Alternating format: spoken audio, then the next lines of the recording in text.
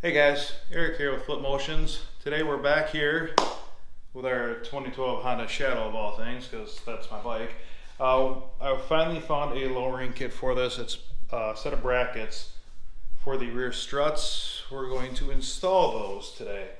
I'm going to walk you through it and we'll see what happens in the final product here.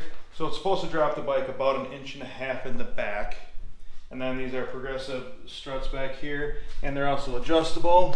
If I turn in this ring here, so I can adjust them back up. I got it set in the lowest setting right now. We're gonna drop 1.5 inches and probably turn these up, and we'll see what happens.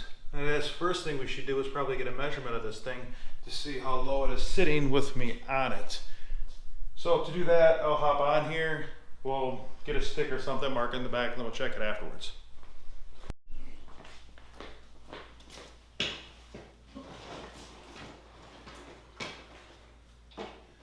Hold it right up to that chrome bar right here.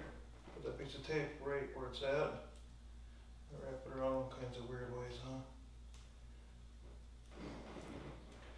So hold it right up to it. Where's it at? Okay, right there.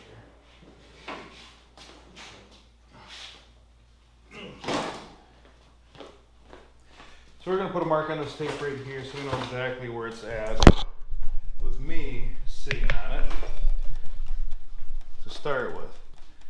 This is our start position right here. That's how high it is. You can see how tall that actually is. So this is not like any particular ride height point or measurement you might actually see on this bike. It's just a place that I picked out so we can actually measure how far down it goes. So we're at 30 inches. Yeah.